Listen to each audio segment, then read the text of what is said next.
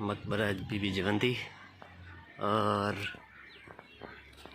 یہ تنویر حسین صاحب اس پہ کام کر رہے ہیں، اور انہوں نے یہ دیکھیں یہ سٹکس اور انچی ٹیپس اور یہ ساری ان کی کاوشیں ہیں، یہ اس پہ کام کر رہے ہیں۔ گچی کاری کے متعلق بتایا تھا گچی کاری کیا ہوتی ہے اور اس کے اندر لوازمات کیا ہوتے ہیں اور فن تعمیر میں گچی کاری کا کیا مقام ہوتا ہے، کردار ہوتا ہے۔ اور ابھی ہم آپ کو دکھائیں گے گچی کاری کے بعد ہم دکھائیں گے آپ کو پچی کاری۔ پچی کاری کیا ہوتی ہے؟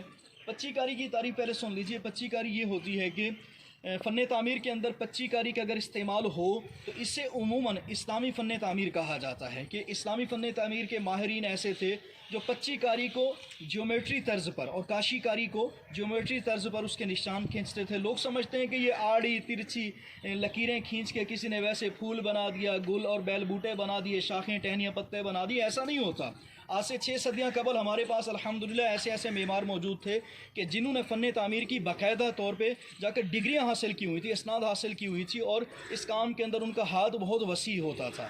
تو پچی کاری کیا ہوتی ہے؟ پچی کاری علم جیومیٹری طرز پر، ریاضی دانی کی اصطلاح میں اس کو آپ کہہ سکتے ہیں کواسی کرسٹائل بھی کہتے ہیں، یہ انگلش زبان کا لفظ ہے اور اس کا معنی یہی ہے پچی کاری، کاشی کاری۔ اور پچی کاری کیا ہے؟ پچی کاری کا بھی میں آپ کو بتاتا ہوں کہ جو مختلف لکڑی کے، پتھر کے، شیشے کے یا اس کے علاوہ ٹوٹے ہوئے گھڑے کی ٹھیکریوں کو ملا کر اگر کسی کا فوٹو بنا دیا جائے، پھول بنا دیا جائے، پہاڑ بنا دیا جائے، درخت بنا دیا جائے، ٹہنیاں بنا دی جائیں، تو اچھا یہ چاروں چیزیں مکس نہیں ہیں، اس میں سے کوئی ایک چیز بھی مل جائے تو اس کے ٹکڑوں سے، جوڑوں سے، ذروں سے اسے ملا کر ایک پھول بنا دیا جائے تو اس سے بولتے ہیں پچی کاری۔ پچی کاری کی مثالیں آپ کو میں دکھاتا ہوں۔ اب یہ دیکھیں، یہ باقاعدہ چھوٹے چھوٹے ٹکڑے ہیں، یہ بھی ٹکڑا، یہ بھی ٹکڑا، یہ بھی ٹکڑا، یہ بھی ٹکڑا، یہ بھی ٹکڑا، یہ بھی ٹکڑا، ایسے آپ دیکھیں تو یہ الٹے یو کی شکل میں یہ سارے ٹکڑے آپ کو نظر آ رہے ہوں گے یہاں تک۔ اب ان ٹکڑوں کو استعمال کر کے یہ کام کیا گیا تو اس کام کو پچی کاری کہتے ہیں۔ اب چونکہ مجموعی اعتبار سے یہ سارا ایک نہیں ہے، اس کے اندر اس کے جز لگے ہوئے ہیں، ٹکڑے لگے ہوئے ہیں، اسی وجہ سے ہم اسے پچی کاری کہیں گے۔ پچی کاری کی مثال ہم اس کو بھی کہہ سکتے ہیں۔ یہ پوری تہ جا رہی ہے تو ویسے ڈیزائن، لیکن یہ ڈیزائن بھی ایک لمبے ہار کی شکل میں، لمبی تار کی شکل میں بنا ہوا، تو یہ بھی پچی کاری ہم اسے کہہ سکتے ہیں۔ یہ ہے پچی کاری کی مثال۔ پچی کاری کی مثال میں آپ کو اور بھی دیتا ہوں۔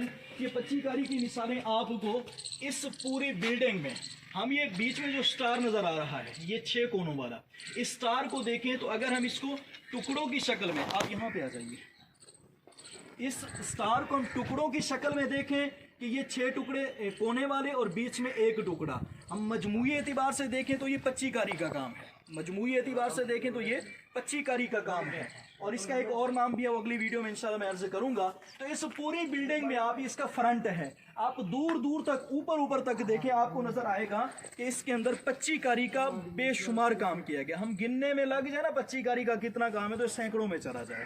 تو بہرحال آج کی اس ویڈیو میں آپ نے دیکھا کہ پچی کاری کی اس وقت ایک بلڈنگ میں، ایک مقبرے میں پچی کاری کی کثیر مثالیں موجود ہیں، اور یہ پچی کاری کوئی عام علم نہیں ہے، پچی کاری کوئی عام چیز نہیں ہے۔ پچی کاری کے لیے باقاعدہ علم ریاضی کا ہونا، علم جیومیٹری کا ہونا، علم ہندسہ کا ہونا، اور یہ پرکار کے ساتھ جو لکیریں کھینچی جاتی ہیں اس کا علم ہونا ضروری ہے۔ اگر یہ کسی کو نہیں آتا تو سمجھ لے کہ وہ اس علم میں بالکل کورا ہے۔ اور ہمیں یہ فخر ہے کہ خراسان کے بادشاہ نے جب یہ مقبرہ تعمیر کروایا تو انہوں نے اسلامی فن تعمیر کو مد نظر رکھ کر اس کے اندر پچی کاری کا کام کروایا۔ اگلی ویڈیو میں انشاءاللہ ہم آپ کو کاشی کاری کی بتاتے ہیں۔